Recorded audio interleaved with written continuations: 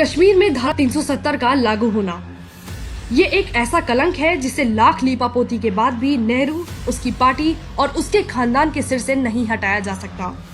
जब तक देश में कांग्रेस का राज रहा तब तक इसे कांग्रेस ने हाथ नहीं लगाया, क्योंकि कांग्रेस को सत्ता प्यारी थी, देश हित नहीं। अंत में जाकर इस काले धब्बे को एक राष्ट्रवादी सरकार ने भारत के दामन से धोया। आज हम आपको धारा 370 और कश्मीर मुद्दे की पूरी कहानी बताने जा रहे हैं, ताकि ये विपक्षी भेड़िए भविष्य में आपको बरगला नहीं सके। देश को आजादी मिलने के बाद रियासतों का विलय भारत में होना शुरू हुआ। आजादी के वक्त देश में 500 से ज्यादा रियासतें थीं और लगभग सभी रियासतों का विलय भारत में करवा लिया गया था। और इन रियासतों के विलय में सरदार पटेल ने अहम भूमिका निभाई थी। उन्होंने हैदराबाद और जूनागढ़ जैसी रियासतों का विलय भी भारत में करवाया, जहाँ के नवाब अपना विलय पाकिस्तान में करना चाहते थे। अंत में जम्मू कश्मीर ही बचा था, जिसका 1/3 हिस्सा पाकिस्तान में जाना चाहता था।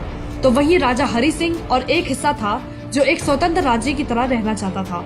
इसी बीच पाकिस्तान ने जम्मू कश्मीर पर हमला करवा दिया और राजा हरि सिंह ने भारत सरकार से मदद की गुहार लगाई, लेकिन नेहरू कश्मीर में सेना नहीं भेजना चाहते थे। 1947 में कर्नल रहे सैम मानेकशॉ ने एक इंटरव्यू में बताया था कि नेहरू कश्मीर में भारतीय सेना नहीं भेजना चाहते थे, बल्कि इस मामले को संयुक्त राष्ट्र में ले जाना चाहते थे।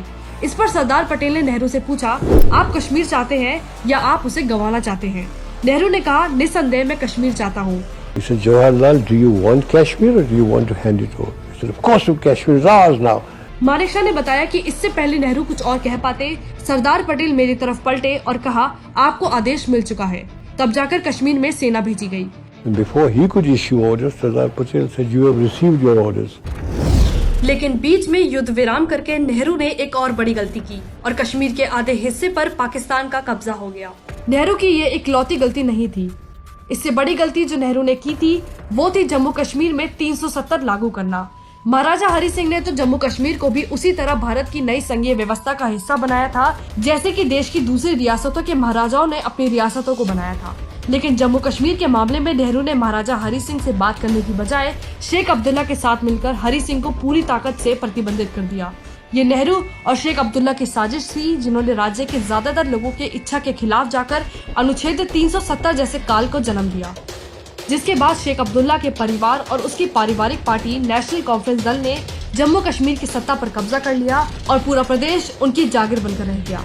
370 से जम्मू कश्मीर को विशेष दर्जा मिल गया, जिससे कश्मीर का अलग संविधान हो गया और अलग झंडा हो गया।